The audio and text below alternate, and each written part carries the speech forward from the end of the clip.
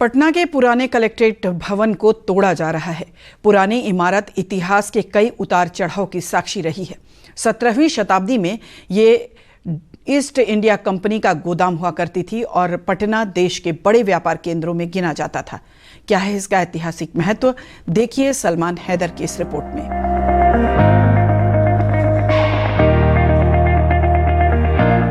हम इस समय पटना कलेक्ट्रेट में खड़े हैं। ये जो पुरानी बिल्डिंग है, इसे तोड़कर अब नई बिल्डिंग बनाई जाने वाली है, लेकिन ये अपने आप में इतिहास रखती है। रिचर्ड एटनबरो की 1980 में फिल्म जो बनी थी गांधी, जो पहली पेशी थी महात्मा गांधी की चंपारण में, उसकी शूटिंग यही हुई थी। और आप वो दृश्य देखेंगे तो ये वही बिल्डिंग है पिलर वाली, जहाँ पर महात्मा गांधी को अंग्रेज जज ने सज़ा सुनाई थी। पहले फिर ज़मानत दी थी, ज़मानत भी उन्होंने नहीं भरी और उसके बाद उन्हें वैसे ही छोड़ दिया गया।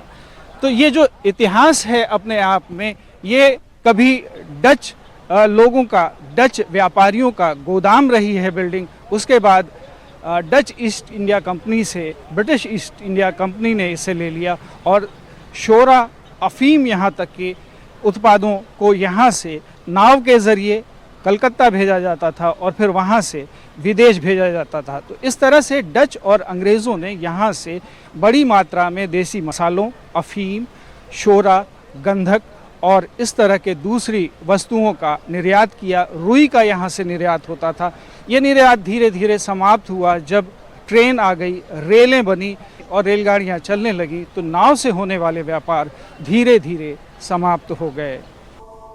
इतिहास हमें बताता है कि पहली बार 1620 ईस्वी में इंग्लिश ईस्ट इंडिया कंपनी ने पटना को अपना व्यापारिक केंद्र बनाया था और नावों के जरिए यहाँ से सामान कलकत्ता भेजा जाता था। लेकिन उन्होंने कोई खास मुनाफा न देख 1 साल के भीतर ही ये व्यापार बंद कर दिया। डच व्यापारियों ने बिहार, बंगाल और उड़ीसा के तत्कालीन मुगल सूबेदार शहजादा मोहम्मद शाह शुजा से एक फरमान लेकर 1646 में यहाँ से व्यापार शुरू किया। यह व्यापार लगभग 150 वर्षों तक चला। यहाँ मध्य एशिया और ईरान तक के व्यापारी व्यापार करने आते थे। 1824 में एंग्लो डच समझौते के तहत अंग्रेजों ने यहाँ का व्यापार अपने हाथ में ले लिया। 1876-77 में यहाँ से होने वाला निर्यात 36 करोड़ रुपए से अधिक का हुआ। ये जो पीछे हमारे आप एक खंडहर की शक्ल में इमारत को देख रहे हैं, ये दरअसल कोर्ट रूम हुआ करता था और ये पूरी building Dutch east India company का गोदाम हुआ करती थी।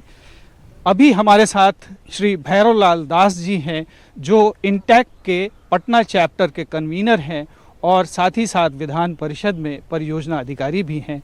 भैरवलाल जी, इस इमारत का महत्व आप हमको बताएं कृपया।